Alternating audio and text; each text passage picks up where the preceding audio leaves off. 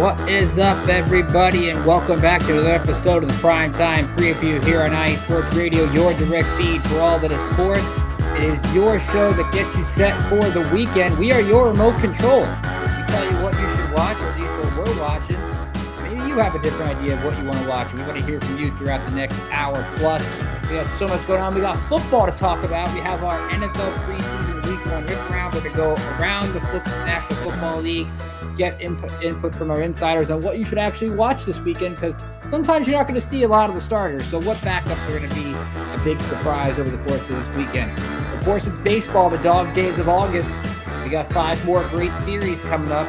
We're going to debate which ones are the biggest ones of the week and dive into that as well. We'll talk WNBA trade deadline. We'll talk MLS and NWSL. MLS is back with some domestic action this weekend. We got the PGA Tour. It's in the FedEx Cup playoffs, and Tommy Fleetwood going for win number 1. Will he actually get it this weekend, or will he find a way to lose again? We'll talk the Live Tour in Chicago. Some controversy out in Canada with the tennis, as a young star wins and another star doesn't talk to the media. We'll talk NASCAR for Glenn. We'll talk Ben Shelton getting the win. We'll talk IndyCar in Portland. All that and so much more coming up on the Primetime Preview with myself, Ricky K, and Josh Ritter. We will have a special announcement, of course, at the beginning of the show. But stay tuned with us. We'll be right back. And then you'll also hear from some of our awesome sponsors. We'll see you in just a minute.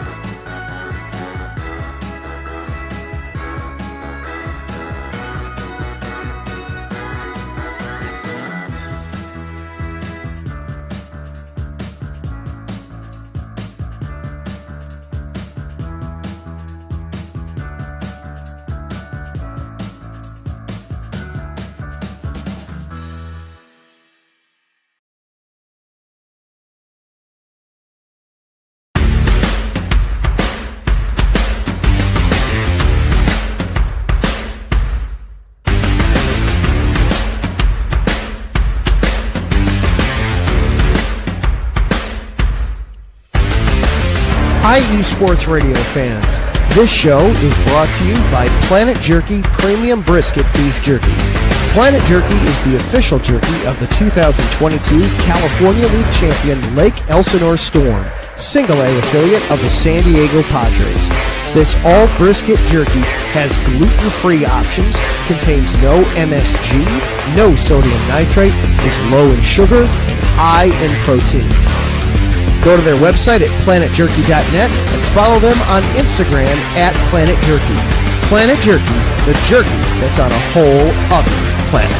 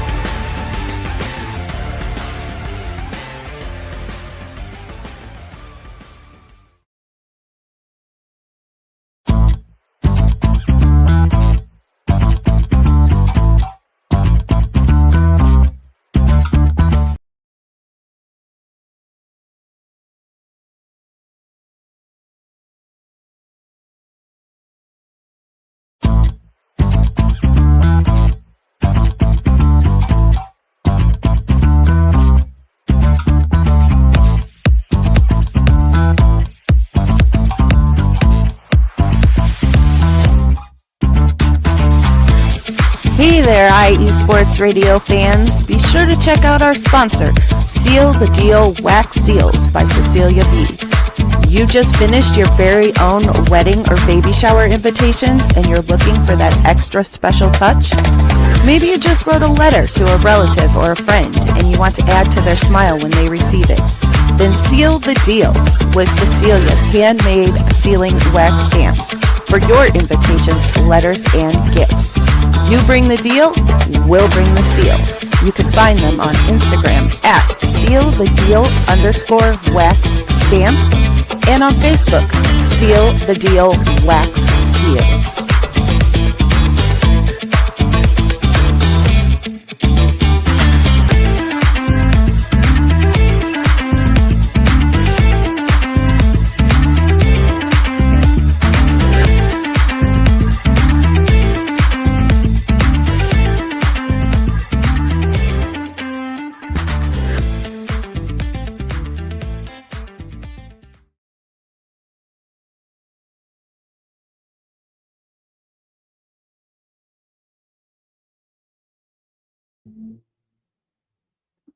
And welcome back, of course, to the Primetime Preview on IE Sports Radio, your direct feed for all that is sports.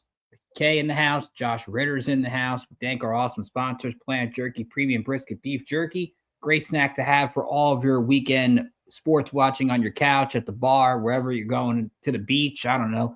Go get some Planet Jerky, Premium Brisket Beef Jerky. And, of course, Seal the Deal Wax Seals for those awesome weddings and special events. If you're having a special football fantasy draft party that you need to seal your invitations with, that could be a lot of fun.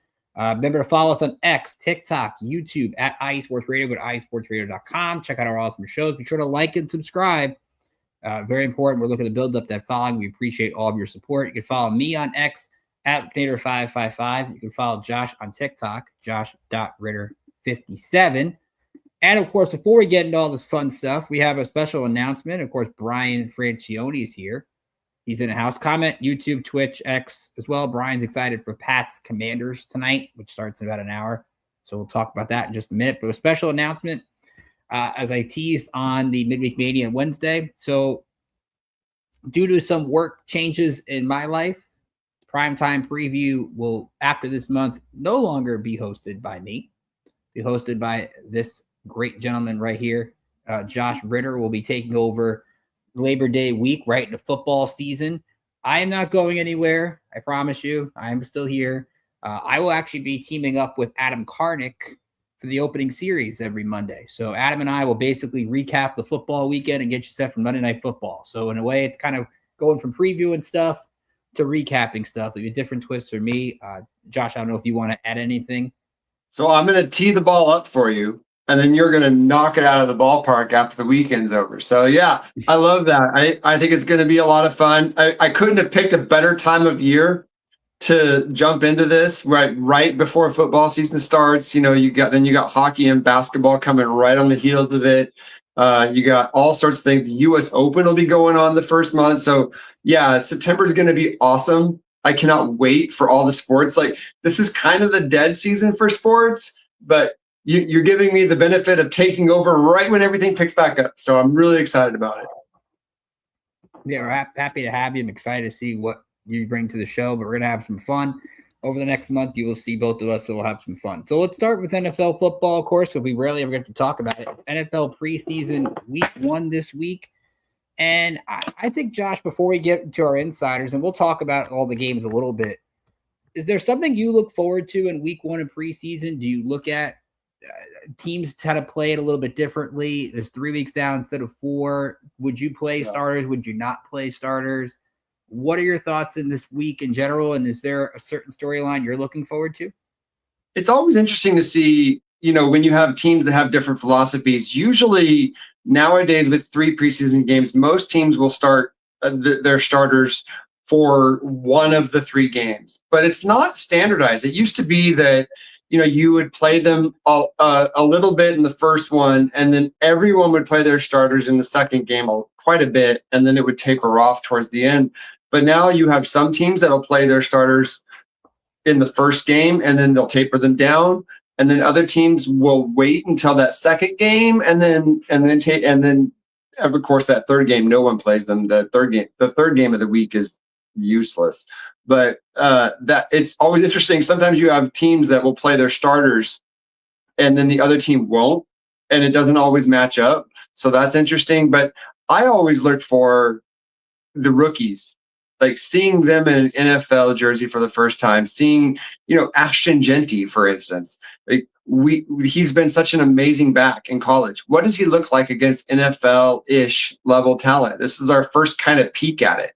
So those are kind of things. The quarterbacks, of course, like are they, the rookie quarterbacks, are they equipped to handle NFL pass rushes and things like that? Those are the things that I look for in the preseason, is just little snippets with individual players. I don't try to read too much into wins and losses and how the teams do overall, because let's be honest, 50% of the plays, 50% of the players aren't going to be playing in the NFL in September.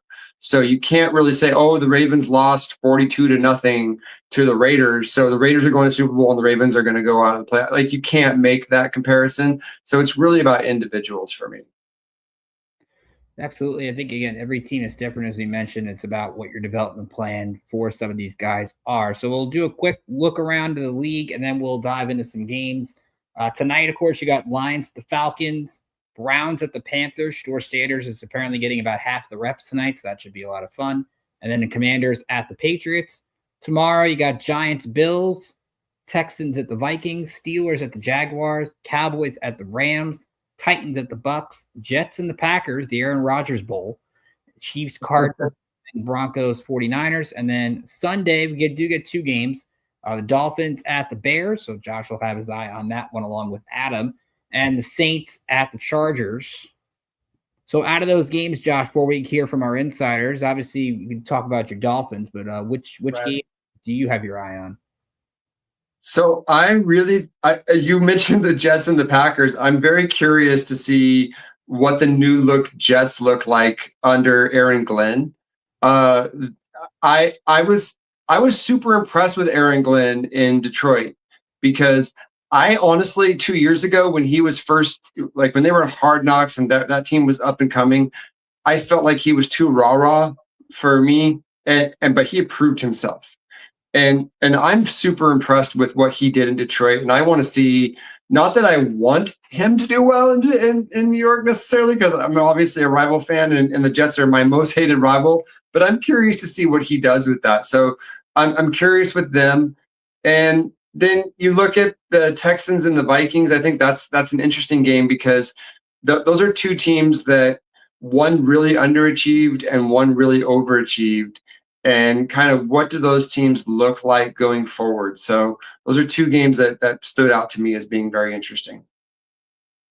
Yeah, to me, I think Jackson Dart with the Giants, I think it'll be fun to see in Buffalo this week. How much does Brian Dable play him? We haven't really heard Brian Dable talk about how much he's going to play anybody, so that's going to be pretty much mystery in of itself. But I think having to see Dart get a chance to play, I would say the other one, I'm interested in the Cleveland game tonight with Carolina. How does Shedeur Sanders do? How does he end up being in a position to where he can take over the offense, getting his opportunity? How he delivers, I think, is going to be interesting in of itself. So that should be a lot of fun. So without further ado, we're going to take a break from looking at us. We're going to hear from some of our insiders. Ironically, Josh mentioned the game where we actually have both teams represented, which is actually, I think, good job by you, Josh, plugging our insiders. It's great. We're going to talk Jets, Packers, Texans, Vikings. You'll hear about the Steelers. You'll hear about the Patriots. You'll hear about the Bears. Oh, looks like we had some internet issues there. Hopefully we'll get him back in a second. Hopefully everybody hang tight. Hang tight, everyone. Technical difficulties. You never know what's going to happen.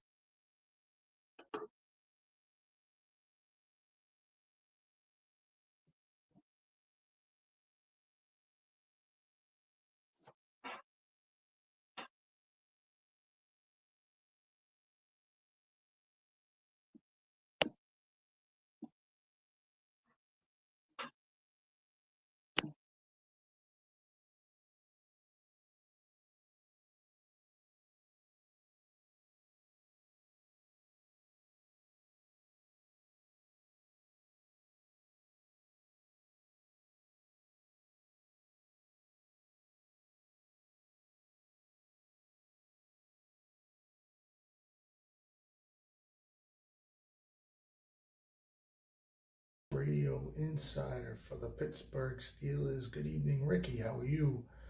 Here are my thoughts on the Steelers' first preseason game versus the Jaguars on Saturday. Do not look for any of the player ones to be in this game. Coach Tomlin has announced they will not be playing already, so do not look for any of them. One player I will tell you to watch, keep an eye out for on the offense is a wide receiver named Rock Taylor. He was picked up as a undrafted free agent and has been having a fairly well camp, so he's going to get most of the wide receiver sets. We were looking forward to seeing Will Howard play a lot, but he has since gone out with a hand injury. I do not believe he is going to play in this game. And on defense, keep an eye out for our fourth round draft pick linebacker, Jack Sawyer from Ohio State. Let's see how he can handle the linebacking, leading the defense, since the starters will not be playing. So those are my what to watch for and what not to watch for in the Steelers-Jaguars preseason game. This is Ralph Galitz, your IE Pittsburgh Sports Insider on IE Sports Radio, your direct feed for all that is sports. Have a great show, Ricky. Texans Insider. Game against the Vikings on Saturday, preseason week 1. There's just a couple things that we're going to be watching for in the Texans game. Likely won't see the starters. Today was a scrimmage. Usually if there's a scrimmage before a preseason game, the starters aren't going to start. However, that's not the case for the offensive line. They have to figure out what's going on the offensive line. Cam Robinson right now is dealing with an injury, so he's been limited in practice. Penalties and overall blocking problems last year kind of plagued the offensive line. They definitely need help. Tunsil's out of there, so he did have penalty problems last year, but he's one of the best tackles in the league. A notable name is second-round selection Ariante Ursary. He should take over the tackle position, has a big size, easy movement, and really looking for him to make an impact this weekend, kind of set himself apart from the rest of the offensive linemen, especially at the tackle position. Likely will line up opposite Cam Robinson if he does get into the starting lineup. Could also play guard. So just watch out for the offensive line this weekend. That's the big key. What's up, everyone? Joey Jets, IE Sports Radio, your direct feed for all that is sports. New York Jets Insider, and we're getting ready for game number 1 of the 2025 preseason between the Jets and the Green Bay Packers. On the injury front, I would not expect a lot of guys tonight. You got Mason Taylor out there with a high ankle sprain. Tyrod Taylor's dealing with a knee issue. Will McDonald's got back spasms. A.Z. Thomas with a shoulder issue. Byron Coward's got an ankle issue. Quentin Williams is nursing a calf. So on and so forth down the line. We know J.J. is not going to be playing until week 1, maybe even week 2 of the regular season. But the whole goal of the preseason really, in my mind, is twofold. Stay healthy and identify the depth on your team. And that's what I'm really looking to see during these 3 weeks. I really hope that the starters do play a little bit today, a quarter max, just to get some rhythm going. You don't want to see these guys just, come out of there week 1 against Pittsburgh and basically just look flat, for lack of a better word. You want to see them get some rhythm going between this game and then week 2 against the Giants. Week 3, sit them all. Don't play a single starter against Philly, which is, that's where you usually find your depth. But for tonight, I want to see, like I said, the depth players make a presence. I want to see Braylon Allen, Isaiah Davis, the wide receivers that are sitting behind Garrett Wilson, Malachi Corley get some playing time and just show that he can actually do something and deserves a spot on this roster.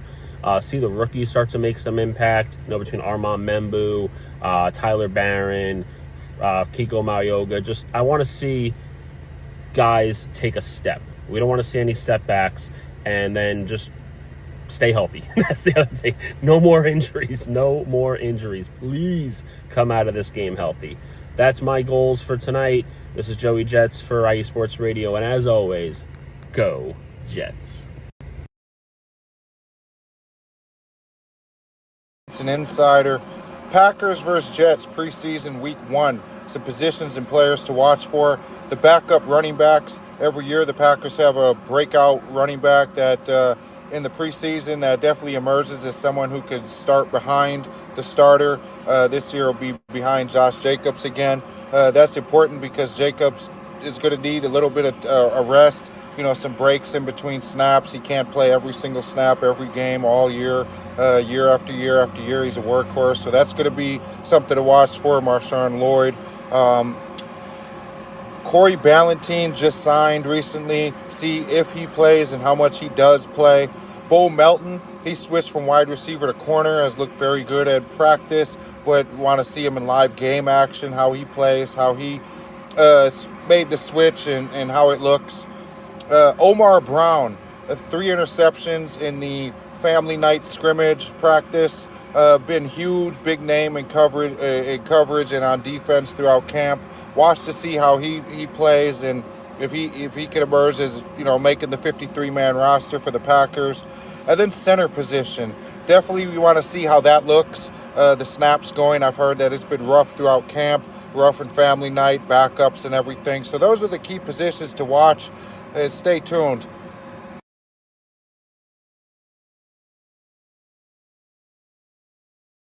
Carolina Sports Insider for IE Sports Radio, your direct feed for all that is sports, with a few things to look out for in the upcoming preseason game between the Carolina Panthers and the Cleveland Browns.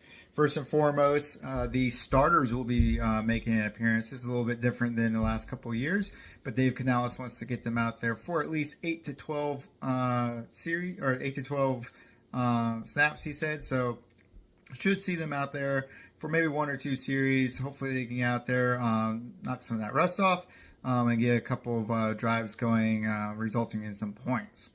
I think the second thing that will be interesting to keep an eye on, watch, will be to see how this wide receiver room shakes out.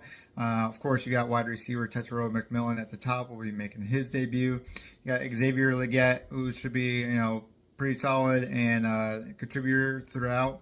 But then you've got things start to get crowded with Adam Thielen, Hunter Renfrow, Jalen Coker, Jimmy Horn, and a couple other guys behind them even. So it'll be really interesting to see who can kind of break out from that and make a statement. And then finally, this new defense, of course, is going to be what everybody is watching, particularly our new pass rush, bringing in the 2 new rookies, Nick Scorton, Princely Monmy-Allen. But also look to see guys like Cameron Jackson from Florida trying to make a statement. He had a really good showing in the first joint practice against Cleveland. And then some of our new additions, Trayshawn Wharton and Trevor Mooring, just to name a couple, should help to make this a much tougher, much stronger defense than it has been in the past. So to keep it tuned into IE Sports Radio here on YouTube to get all the updates on how things are going for the Carolina Panthers. Welcome, Primetime Preview, your New England insider. Be Mad Dog. Here's the position to watch for tonight's Patriots Commanders game. You got who's going to be the third string running back between Jermichael Hasty and Antonio Gibson, the former Commander enough. Obviously, I'm looking forward to see Travion Henderson from Ohio State in action, and Ramondre Stevenson will be the top 2 automatically. The wide receiver battle is pretty big. Obviously, Stephon Diggs, if he's healthy, will be wide receiver 1. Kyle Williams, wide receiver 2. Who's going to be wide receiver 3? Will Kendrick Bourne, being back from injury, be able to claim that spot? Or is he going to get traded? What about the debut? What about Polk and Baker? Are they going to get cut or are they going to make it? Kayshon Boutte, Pop Douglas will probably be the de facto number 3 receiver. But it's interesting to see the competitive side for them. You got a lot of centers, but the big defensive position to watch for is who's going to back up Robert Spillane for linebacker. Obviously, Christian Barmore is back at defensive tackle, so not worried about that spot. You got Lavonian Collins going in for linebacker, and you got a lot of linebacker guys competing for the spot. Obviously, cornerback, you got Carlton Davis, if he's back healthy, and Christian Gonzalez, he's having a little injury, will be a de facto cornerbacks 1 and 2. Shut down, baby. Here's what's That's what's to watch for in tonight's Patriots Commanders preseason game. And don't forget the statue of the greatest of all time, TB12 at 6 o'clock right before tonight. Enjoy the primetime preview by Ricky and Mr. Ritter. Be Mad Dog. Sign off.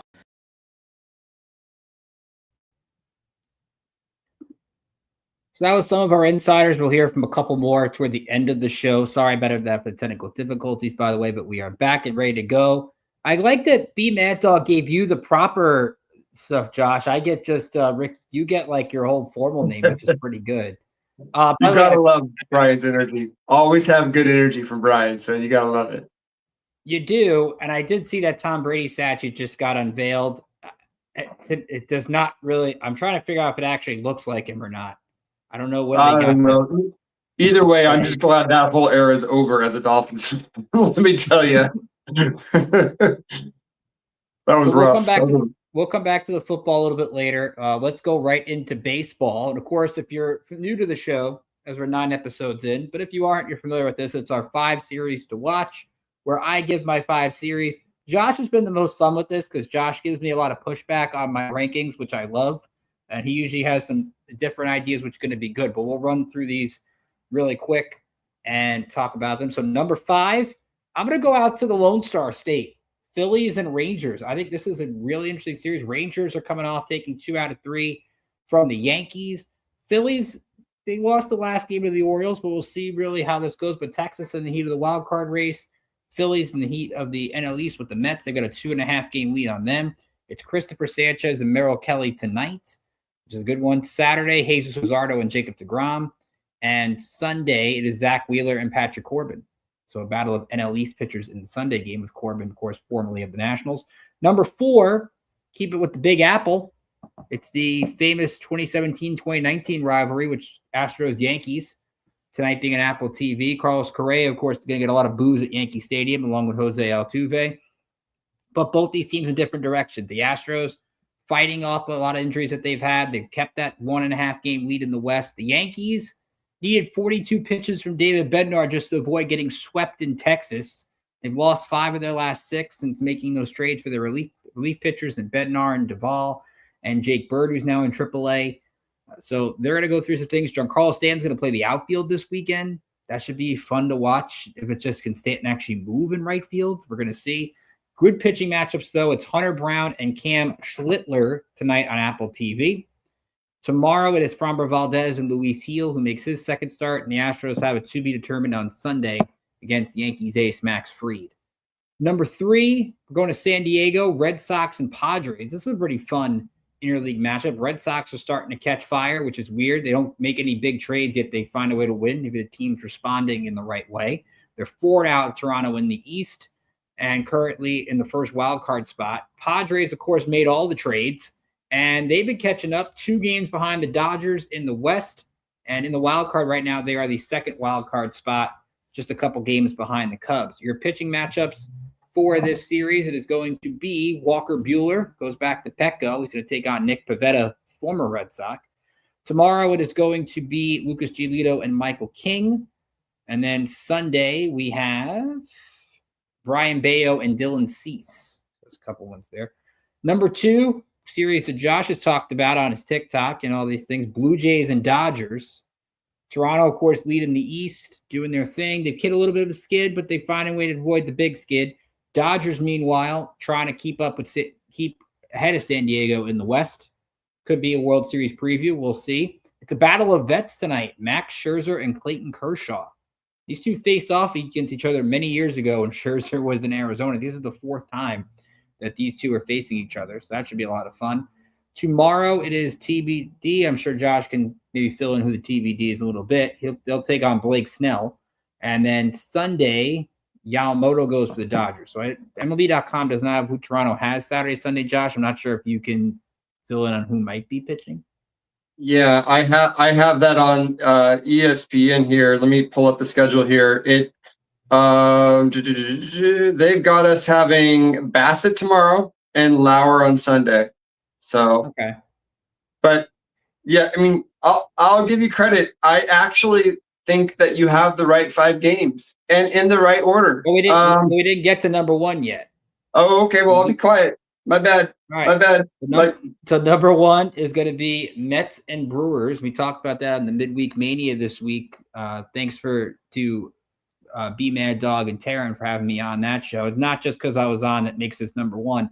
I'm really intrigued by this series. Both these teams are kind of going in opposite directions. The Brewers have won 6 in a row, 9 of their last 10. They've got many guys stepping up in that lineup. Isaac Collins looks like a Rookie of the Year candidate in the National League. And even without Jacob Mizorowski, the rotation isn't really missing a beat, which is a really good sign. They built up a 4-game lead in the Central.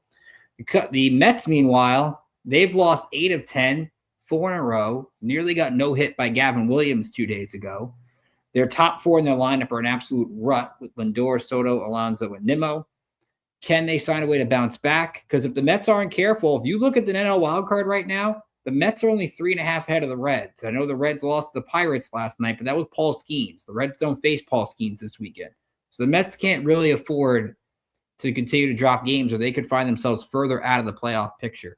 So this is something to monitor. I think the Mets will bounce back, but keep in mind what the stakes are. Kodai Senga against Brandon Woodruff tonight. Tomorrow is the TBD. It sounds like it'll be Frankie Montas, maybe followed by somebody else. Tobias Myers goes to Milwaukee with Logan Henderson hitting the IL.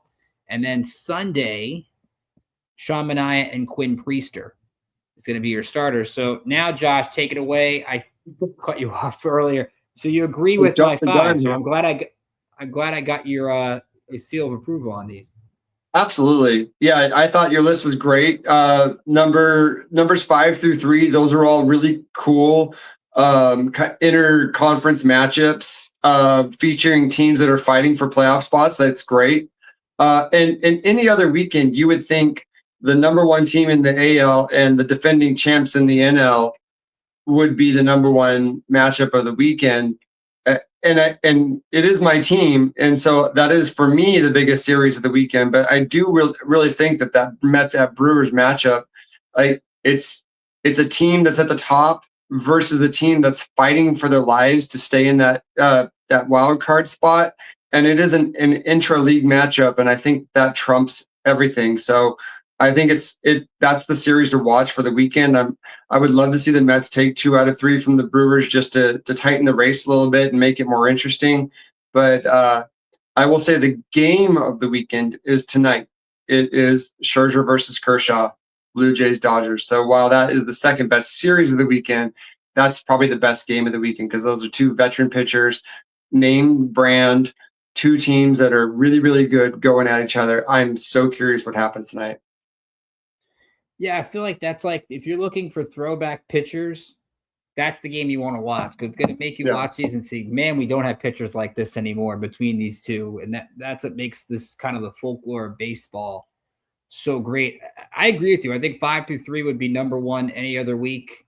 I just, like you said, pick Mets Brewers because also it's the rematch of the wild card series last year where Pete Alonso ruined Devin Williams. And the Mets somehow found a way to win that series and go on to the championship series.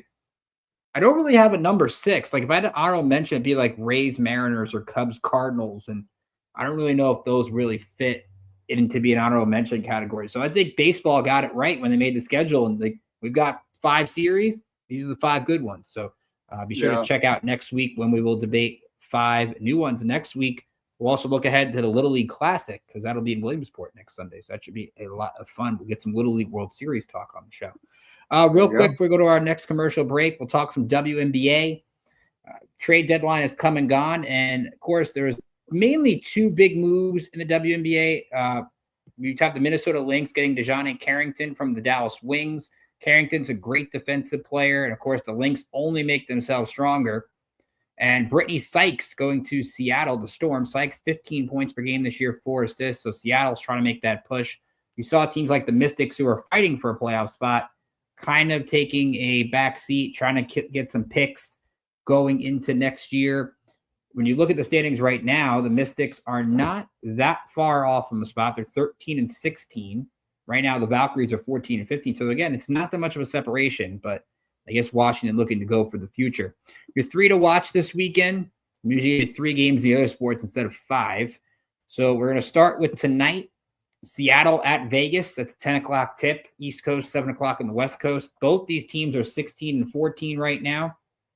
Seattle has 8 wins on the road. Something to keep in mind. They've lost 3 straight. Vegas has responded. They've won a couple in a row after they got trounced by the Lynx at home last week. That was ugly, to say the least. Ugly might be putting it nice. But that should be a fun matchup between those two West Coast teams. Sunday afternoon on ABC, it's a 12:30 East Coast tip, 9:30 a.m. out west. It's the Lynx Liberty rematch part 2. Minnesota beat the Liberty earlier this year, 193. And again, the Liberty aren't whole for this. No Brianna Stewart, no Niara Sabali, no Kennedy Burke. So they're down those 3 players. They're fighting hard. They beat Dallas the other day with Enescu and Jones. But again, the Liberty, to me, the goal is to get through the season healthy and get to the postseason. They've got to get Steph Talbot going. They got to get Emma Messerman going. So I got those depth pieces that they want to build up to help them out for a postseason run. So I don't expect the Lynx to lose this game. They're 25-5, 10-4 on the road. Liberty right now are just a half game up on the 2 seed.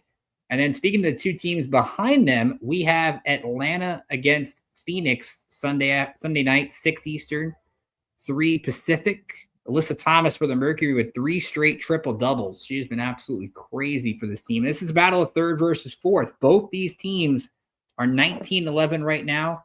So they have easily an opportunity to reach 2 seed. Back on August 1st, the Dream crushed the Mercury 95-72. So it could be a revenge matchup for Phoenix out west. So those are your 3 matchups to watch this week. We will take our last time out. We'll call this our Larry B break, and we'll be right back. We'll talk some soccer.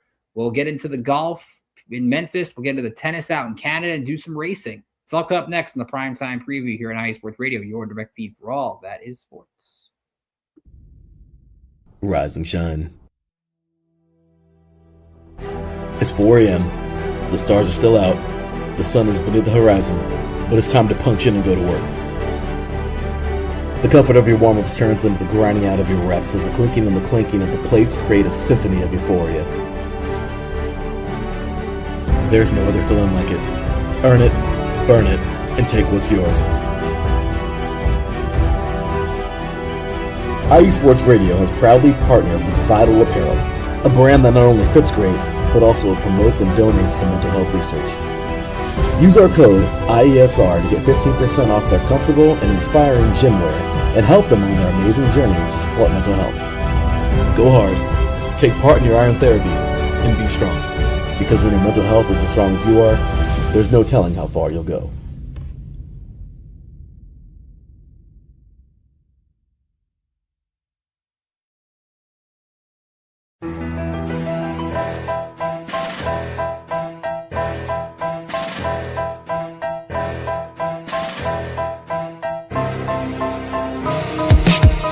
For the last 10 years, IE Sports Radio has been bringing you amazing content ranging from interviewing legendary athletes, coaches, and other authorized media personnel to building tailor-made shows dedicated to all major sports cities around the country.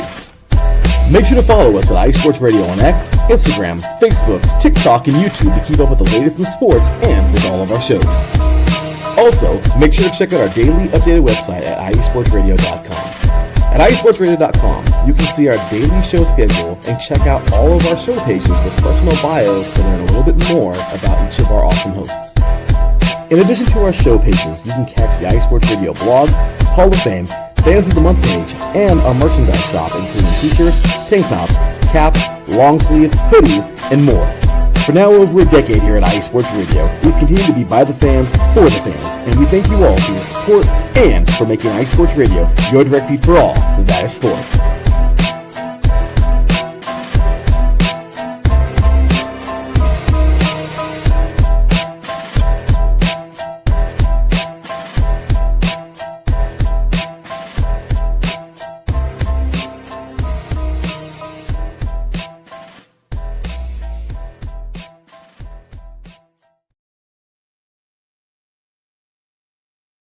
And welcome back to the Primetime Preview here on IE Sports Radio, your direct feed for all that is sports. Ricky K, Josh Ritter in the house.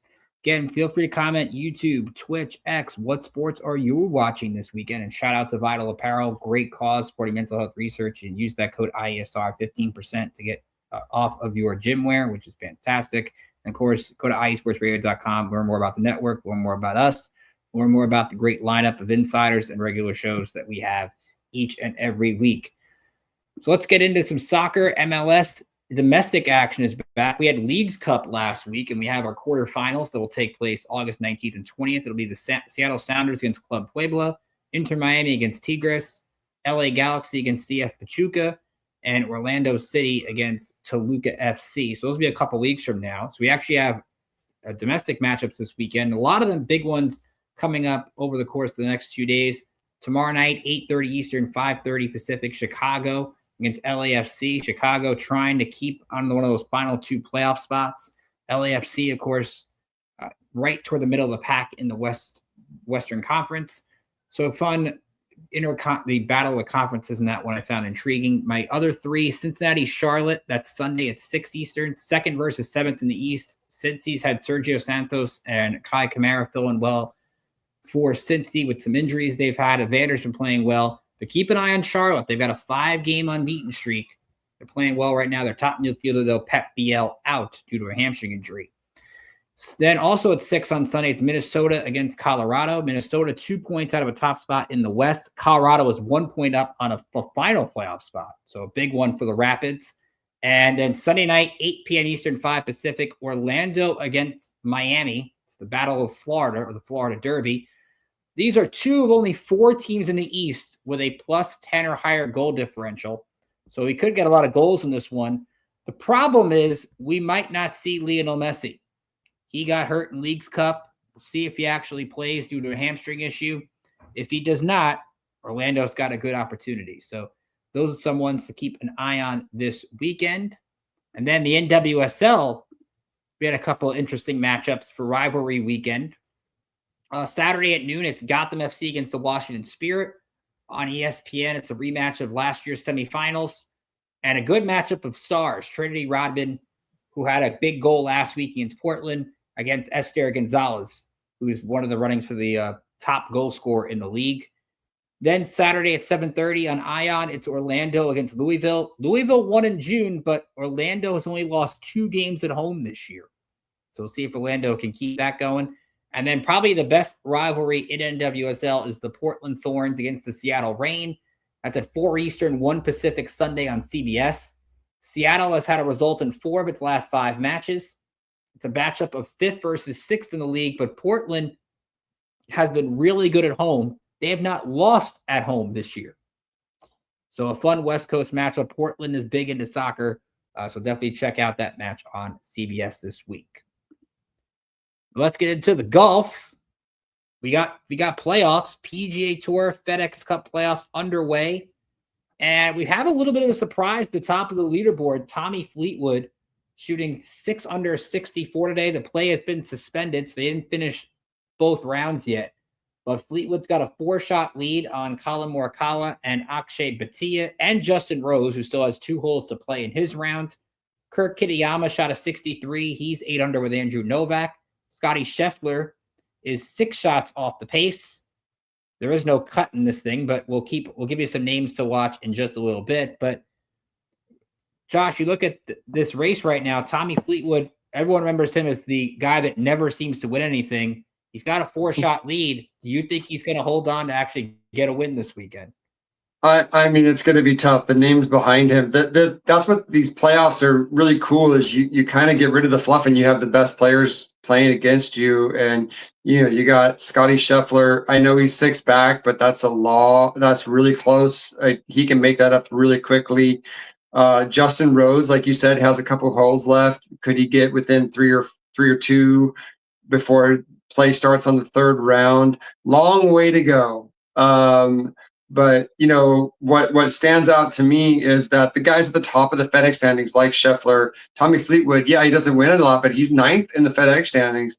Like these guys, the cream rises to the top, and this is the season where you really separate yourself, and you want to put yourself in that position of having that advantage in that last tournament. And good on Tommy Fleetwood. That 63-64 is a really, really good score back to back.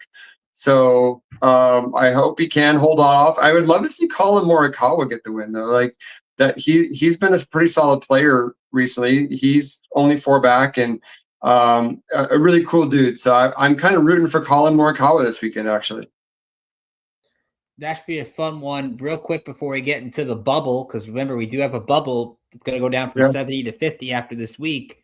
What do you think of Rory not playing? And to me, it bothers me kind of that you have a 3-event playoff and one of your stars just says, yeah, I'm not going to play in one of these events because you're that safe to get in. To me, I want all 70 guys. Yeah, to me, that should be a stipulation that, if you play, you're going to get in the top 50 no matter what, right? But you should have to play. And if they really want to have that, I wouldn't have a problem in future seasons if they said top 10 players in the first round get a bye like they do in other sports, but that's not the rules. So to me, if you have enough of a cushion, but you should still play. You should still show up, and you should have to compete with the other guys unless there's a stipulation where you get that bye, because it's really not fair to the system to just say, I'm not going to play. I'm with you. So top 50 get into the BMW Championship next week, but more importantly, top 50 get automatically qualified into signature events next year. So that is a huge deal. And right now there are some big names on the bubble. Xander Schauffele is 48th. Jordan Spieth is actually the one in 50th right now. He's 15 points ahead of JT Poston and Chris Kirk. And I'm trying to do the quick math here, about 24 points. 24 points ahead of Jake Knapp. I have to do a quick look at where they are on the leaderboard, but Schauffele and Spieth being on the bubble for the top 50, that's kind of a big deal, especially for Schauffele's battled some injuries this year. Spieth, of course, has battled a lot of inconsistencies, but still yet finds his way into the playoffs, which is, I think, a testament to his part. But it will be interesting to see what happens down in TPC Southwind in Memphis this weekend. We do have other golf going on that is not the PGA Tour, and that's the LIV Tour out in Chicago. Of course, there's only a couple events left in the LIV Tour season. They got the team championship in a couple weeks, and your first-round leaders, Sergio Garcia and Dustin Johnson, both of them at 4 under par out in Bolingbrook, Illinois. Phil Mickelson, Terrell Hatton, and Dean Burmeister, a lot of 3 under. So those three, Brooks Koepka's 3 under, Bryson DeChambeau's 3 under, John Rahm is 3 under. Again, it's a 3-round thing. Rahm's the defending champion, but a pretty stacked leaderboard after round 1 at LIV Golf in the Windy City. So that should be a lot of fun to watch what happens out there in Illinois this week. Anything you want to add, Josh, on the LIV? I kind of like when you see like a guy like Sergio get a 67. I know it's 3 rounds, so it's tough to take, but always good to see Sergio and Phil kind of at the top of the leaderboard. Of course, yeah, it's great. They're hanging right in there with those big bombers like DeChambeau. Good for them. Like, I remember being 19, 18 years old watching Sergio compete with Tiger at majors. So it's good on him that at his age he's still that competitive. Like that's not an easy feat to do. So yeah, I'm excited for him. Hopefully he can take it. And speaking of Dustin Johnson, he is now tied with Tommy Fleetwood for something. So Fleetwood's 13 under, tied for the lowest 36-hole score in a playoff event. You have to go back to DJ at the Northern Trust in 2020 as the last time that happened. So good stuff from Tommy Fleetwood. We'll see if he can hold on this weekend. Let's go from golf to tennis out in Canada. Again, we're only a couple weeks away from the U.S. Open. Cincinnati's going on right now, but that's the early rounds. So let's talk about the champions that happened last night, and with some pretty eventful matches out there north of the border. We'll start with the men because I would think it was the least controversial. Ben Shelton, the American, getting the win over Karen Khachanov in a third set tiebreak, 7-6. So Shelton gets an ATP 1000 title, moves up to 6th in the world. He had beaten Taylor Fritz in the semis to get here. Khachanov knocked off Zverev, who was the number 1 seed. So, Josh, how big is this for Shelton, who always seems to play well at these big events? He finally gets a 1,000 title. Going to the U.S. Open, that's got to be massive. It's huge. I mean, I was on another show for IE Sports Radio a couple weeks ago where I was talking about how men's tennis in America is probably in its best place in a decade. And we need this desperately. We need guys to get titles like this. And I really hope that he can carry this over into the U.S. Open. The men tend to do better than they usually would do in majors in the U.S. Open for when they're United States men. We need Ben to make a big run in this U.S. Open. So the fact that he's in as good a form as he's in, headed into the penultimate event before the U.S. Open, super excited for him. He needs that confidence. And we really need to build that profile for men's tennis in the United States back up again. Yeah, definitely. So Shelton and Fritz being in these big time events and performing well, that's going to be huge, especially when you get those night matches at Arthur Ashe in a couple weeks and getting the crowd on their side. So props to Ben Shelton getting it done. And the women's side, we have probably one of the more unlikely stories making a push. Victoria Mboko, she's from Canada. She was 337th in the world in January. She didn't even play the U.S. Open. Or not the U.S. Open, the Australian Open. And she went through this tournament. She beat Coco Gauff at one point. And last night, in front of her home country, she knocks off Naomi Osaka in 3 sets. Good to see Osaka back in a final. She starts to get back to being in her top game again. But it looks like now in Mboko, not only she's going to be seeded at the U.S. Open, she's the highest ranked Canadian. There's some pretty good Canadians out there in the men's game in particular. When you look at Shapovalov, Audrey Aliassime, we've seen Raonic in the past, even though he's not there now, but we're seeing some big names. So that's huge for her. And she's probably going to be seeded now at the U.S. Open. So to go from 337th in January to seeded in less than a year, that is a really huge accomplishment. So it shouldn't take away from what she's doing. But what happened though last night, Naomi Osaka did not congratulate the winner at her posts. It was like when they have them on the court and they have them give the thing to the crowd. She did not do that. She also did not have a press conference. She just gave quotes to the media. And I know Naomi Osaka has those battles with mental health and things like that, and you want to keep an eye on that. But to me, I don't know if it got to her that she was probably the one that people didn't want to win. But at the same time, she dealt with that with Serena years ago at the U.S. Open. Of course, that famous thing with the lines judge was Serena versus Osaka. So it's tough for me, Josh, to understand what she's going through. I can't give her a pass on this. I mean, at the very least, you got to congratulate the winner, especially somebody who is at 18 years old and making her way through the game and just had this awesome accomplishment. You're taking away from her moment by not doing that. Yeah, so to really understand the complexity of the situation, you got to understand kind of how tennis goes. So they have pregame matches or interviews on these championship matches where they talk. And Victoria Mboko talked about how Osaka was someone she looked up to her early tennis career, and Osaka knew that because she talked about how strange it was for her that she would have somebody that would say that about her now, because that's probably the first time she's experienced that. So this all happens before the match. Then they get on the court and they play the game. And to be fair to Osaka, the crowd was pretty on Victoria's side. She's Canadian, and you know what that comes. If you watch any matches where there's a hometown team or player, the crowd can get a little rowdy. And that definitely happened. But after the match, she was clearly emotional. I'll give Osaka that. So she may not have been thinking about it, and she just wanted to get out of there. You could just tell she just wanted out. And maybe she forgot. And she did come out later and say, I just flat out forgot that I should have congratulated her. And she was tepidly gracious about it afterwards, but even then, not over the top.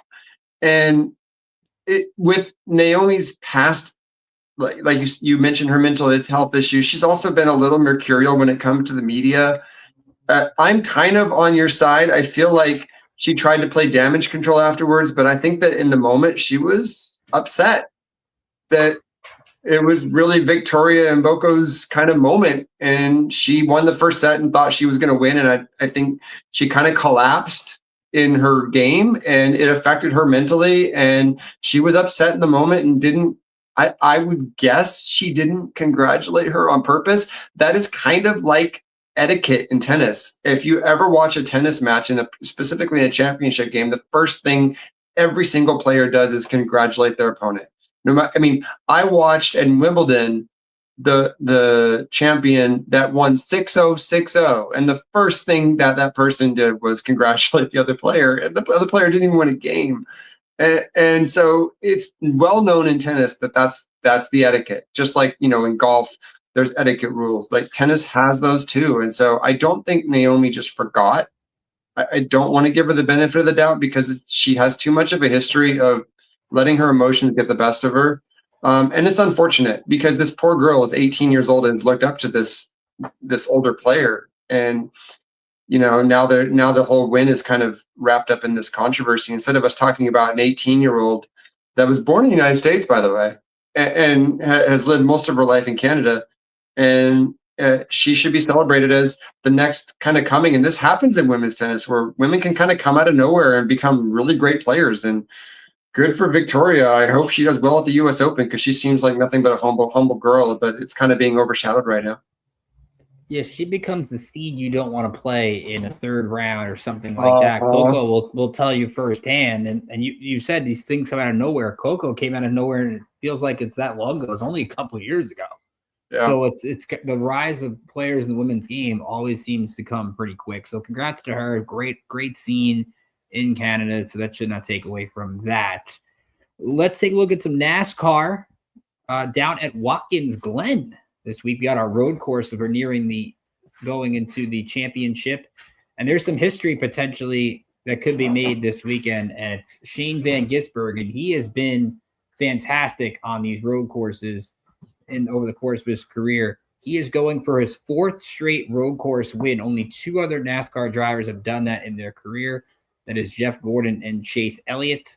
He is also trying to get all five of his wins on road courses. So this guy's a specialist, but he finds a way to get it done at his specialty, which makes it impressive. That race is Sunday, 2 p.m. Eastern, green flag at about 2:05 Eastern, USA Network and CW is where you can go for that. Chris Boucher is another guy to keep an eye on. He needs a huge week. Right now, he's got about a 50+% chance of making the playoffs. He did win, though, at Watkins Glen last year. And this is a great track for Hendrick Motorsports cars. They have won 5 of the last 6 races. So keep an eye out for that. Always road courses always seem to be pretty fun. And then IndyCar, we have the BitNile.com Grand Prix of Portland coming up 3 p.m. Eastern Sunday on Fox. Alex Palou looks to get his 4th series championship this Sunday. There would be his 3rd straight title. Only Dario Franchitti has done that. He has won in Portland before in 2023. He's won here twice. Pato O'Ward will try his best to kind of get there, but he has to finish inside the top 15, and Palou can't win to have a shot at the title. Ward has done well. He's got an average finish of 6th on road courses this year, so maybe he has a chance to break through and get the win. Honda also has a chance to clinch the Engineer Manufacturing Championship. They've had 12 of the 14 wins this year. Of course, having Alex Palou kind of helps that. Will Power, by the way, is your defending champion. So, again, check out IndyCar in Portland, Sunday, 3 p.m. Eastern on Fox. We'll throw a couple other things out there that are not, of course, if you're looking for something to watch tonight, if you're maybe not watching pro football or baseball, we'll have Little League World Series, and we'll do that a little bit more next week when we have our field. We'll try to break it down, but I love the Little League World Series. It's so much fun watching these kids get to play for a chance to go to Williamsport. Here, when I was in Staten Island, I've seen our town get into the World Series a couple of times. I actually have been to Williamsport. We could talk more about that next week, Josh, a little bit more. But to me, I love seeing like these kids getting a chance to play, getting a chance to be on ESPN. You actually saw a fun game this week. South Carolina was playing Florida, and it's the Florida team that won the championship last year. You rarely ever see these teams get back because you usually get like a lot of 12-year-olds that move up and things like that. South Carolina won on a walk-off triple in the 6th inning. I can't imagine like how tough that. As great as this for South Carolina, imagine that's like the champion, the defending champion in the Super Bowl, getting all the way to the AFC Championship, and losing in the Super Bowl in like the last play. That's kind of like the equivalent. I feel for those Lake Mary, Florida kids. I know they've won before, but that's got to be heartbreaking. Yeah, and if you love sports at all, and if you're listening to us, you have to, right? Like this is what we do. This is sports in its purest form. Like the raw emotion of these kids when they win or when they lose, that's what it's all about. They're learning lessons that they're going to take on for the rest of their lives, and they're going to have stories about for the rest of their lives. And you're right, especially when you get to these later rounds and the stakes are so high. This is probably the biggest moment to the point of their life that they're in that they've ever had, and it's just so cool to watch. So yeah, it's a lot of fun to see the emotions come out in these kids, and that's why we love sports, right? Because it brings out emotions that we wouldn't have otherwise. Exactly. So we'll have more of the field next week. I think the tournament starts on Friday, so we'll be able to break down some of the matchups there as much as you can break down Little League Baseball. But real quick, before we wrap up, I want to get into the final part of our NFL preseason Week 1 whip around. If you missed the beginning of the show, kind of giving you the insiders' takes on some of the preseason games to watch. We gave you the ones that were tonight, at least the ones we have, Browns, Panthers, and Patriots, Commanders. Let's hear from Corey Pujols, our Bucks insider, Adam Karnick, our Bears insider, before we wrap up here on the Primetime Preview on IE Sports Radio, your direct feed for all that is.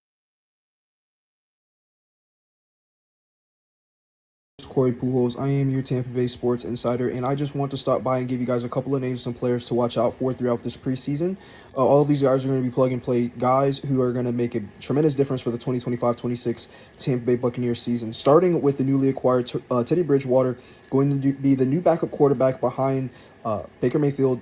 Baker's been dealing with some hand contusions, and just in case he's not available to go, to have that veteran presence back there of a guy who can carry and win games, just in case your starting quarterback is out, is going to be massive. The next couple of names I'm going to rattle off are going to be our draft picks. All of the draft picks are going to be plug-and-play guys, starting with Emeka Egbuka, the first-round draft pick out of The Ohio State University, wide receiver, and the all-time receptions leader at The Ohio State University. He's picking up right where he left off at Ohio State.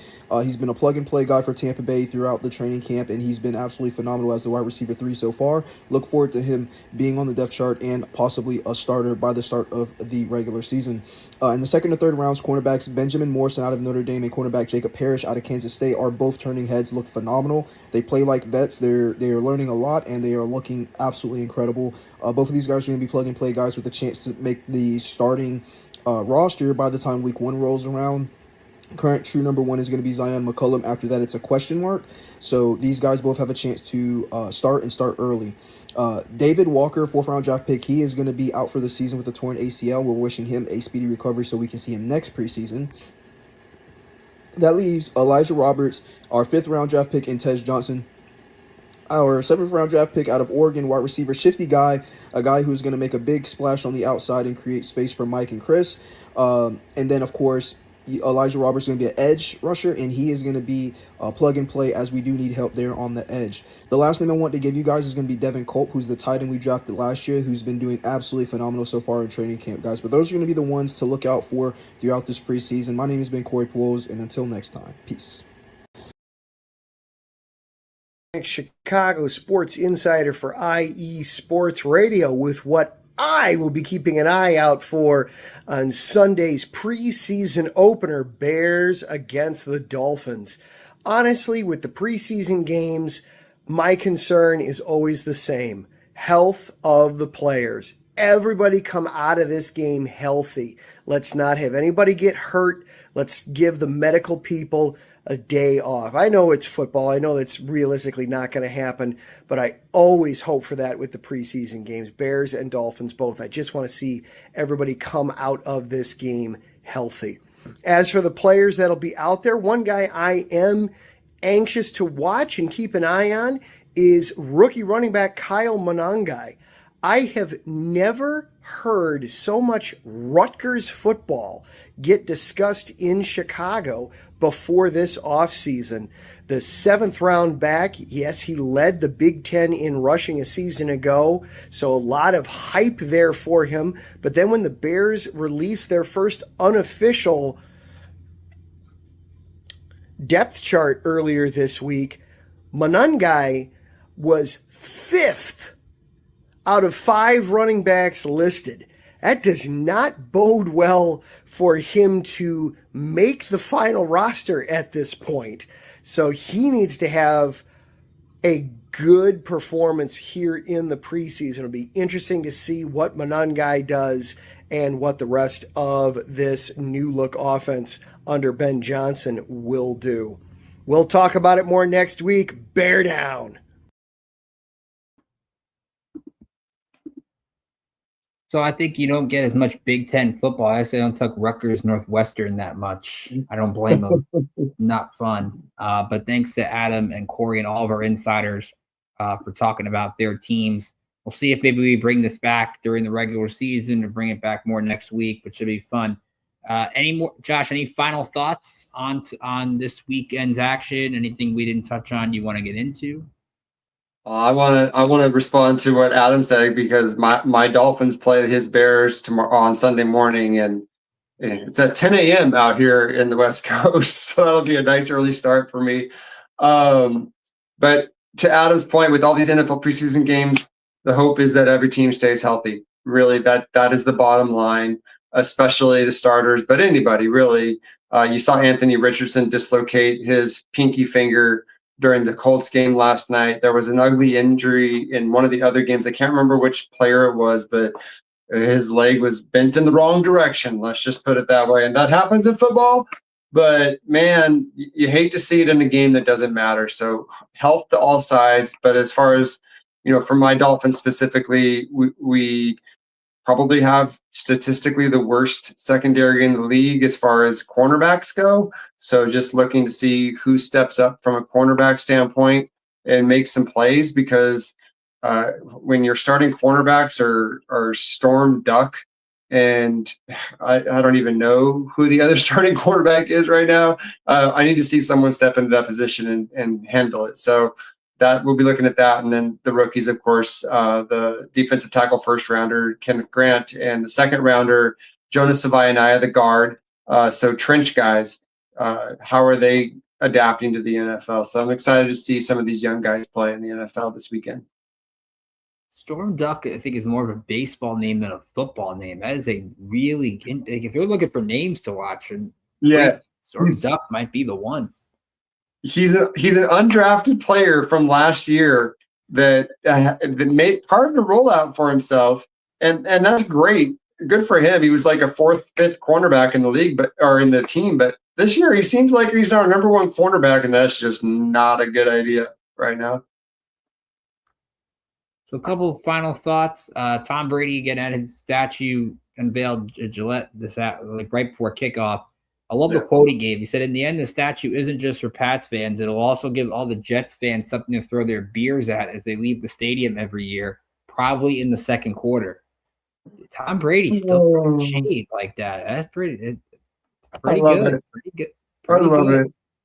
Yeah, well, if you look at Tom's record versus the Jets and the Bills specifically, they don't have a lot to come back on him with that. I'll say the Dolphins gave him some lumps over the years, but the Bills specifically actually were really poor against the Tom Brady-led Patriots, and he dominated that division for 2 decades. So I think he can talk all the trash he wants. It doesn't matter who the quarterback is in New England; they just lose in Miami, regardless. I don't. It's 100%. I'm convinced it's the weather thing, but nevertheless. And then, real quick, Shams in the last hour, Shams Charania had the NBA schedule. The full schedule is next week, I believe, but this is the opening night and Christmas Day schedules. So, opening night, which is on NBC. Gotta love the John Tesh music on NBC. That's gonna be great. Rockets Thunder, as the Thunder get their championship rings, and Warriors Lake. It's always Warriors Lakers. We always got to throw Steph against LeBron or Steph against Luka, but it is Warriors Lake games. You got Cavs at Knicks, a fun one, good matchup in the East. Spurs and the Thunder, so Wemby against the defending champions. Rockets Lakers, good matchup for the Rockets, especially KD. So you get KD against LeBron. Yeah. Mavericks Warriors. Obviously, I guess they're appealing to the Clay, Cooper Flag. Clay goes back to Golden State thing. And okay, I could flip-flop those, I guess. And Minnesota, Denver. So recap to cap off the night. That's a good one. Minnesota, Denver's had some really competitive games over the years and series-wise. How is Mavericks Lakers not one of the games? I would have thought that was the slam dunk. Now, you would want that in Dallas? It doesn't even matter, but just LeBron against the AD and Luka against Dallas, that's tailor-made for Christmas. They're all playing, but they're not playing each other. And that doesn't make sense. I don't understand that. I would have bet money that would have been a Christmas Day game. So I think it's because like Luka went to Dallas at the end of last year. I feel like if they hadn't had that, you would have seen this on Christmas. Probably. I think it kind of loses some of the appeal. I do think the Cooper Flag angle would be pretty interesting if that happened, but I guess you still get Cooper Flag. Like, you don't get Giannis, you don't get the Celtics, obviously, with their Tatum injury. They get off of Christmas. There's really not much. I mean, Indiana's not going to get there because of Halliburton. I can't really think of a team that got snubbed on Christmas. No, I will say of all those games you mentioned, the one that I'm looking forward to the most is Rockets Thunder. KD against his original team. KD versus the champ. Or Rockets Thunder. No, I know, but I'm like the opening night game. Opening night. The opening night of all of those games, like the opening night game with KD against the Thunder. That seems like a good way to start the season. I'm excited about that game. Did they just do that to Kevin Durant just to make him feel? I feel like Kevin Durant's got to write the NBA office and say, "Really, guys, really?" Well, if you want my detailed opinion as a Suns fan on Kevin Durant, we need a separate show for that. So I'll just leave it. I'll just leave it at I don't really care. We'll set the stage for that for next week. So that was a lot of fun. Again, thanks for all those who tuned in this week for the Primetime preview. So much fun. Brian, of course, in the house. Larry B. Aaron Rodriguez was here. Davidson Crooks, our NBA guy, hit the like button on fast break as the NBA season. That's going to be fun. Just to get NBC with the NBA is going to be a real treat this year. So you got your matchups right here. But football's back. We'll look ahead to week 2 in the NFL preseason next week. Of course, we're a couple weeks away from college football going on. Week 0, I think it's just a few weeks away. So we'll have some fun with college football. I know Taryn and Larry are going to have some fun on 3 and Out tomorrow, getting set for the college football, high school football, NFL football, all that fun stuff. Be sure to check those guys out. Get baseball in full swing. Should be some fun series this week, like we mentioned earlier. Series that could be number 1 every week are 5-3. You're going to hear about those in Bullpen Bulletin every Tuesday, 9 p.m. Eastern. Myself, Alden K, and Mike Pat on the show. Be sure to check out the Bullpen Bulletin. Again, we got MLS, NWSL in action. Tommy Fleetwood, can you win a tournament? We need you to win a PGA tournament. We've got a 4-shot lead. There's 36 holes left in the playoffs. You never know what can happen. Be sure to check that out this weekend. We got NASCAR going on in Glen, IndyCar in Portland. We got MLS action. We got NWSL action. I'm looking forward to Gotham against Washington. Esther Gonzalez, she usually puts some goals in the back of the net. So she do that this week. Gotham really needs to get some wins to assure themselves getting into the postseason. We only got a couple months left in that. We know we're going to have college football to talk about. We're going to get into the first U.S. Open in a couple weeks. Tour Championship in golf is in 2 weeks. So while we're in that dead period, not really a lot of dead period. So at the same time, a lot of sports still going on. Be sure to follow us on myself on X at Rickinator555. Josh, follow on TikTok, Josh.Ritter57. You guys some great videos all the time. He's like one of our most diverse insiders. And for those who missed the announcement, Josh, Labor Day week, to take over this show. I'll be on with Adam Harnick on opening series on Monday, starting on Labor Day. But you'll get us for the next couple weeks. So for Josh Ritter, for Larry B, and from all of us at IE Sports Radio family, I'm Ricky K, saying a great rest of your weekend. See you back here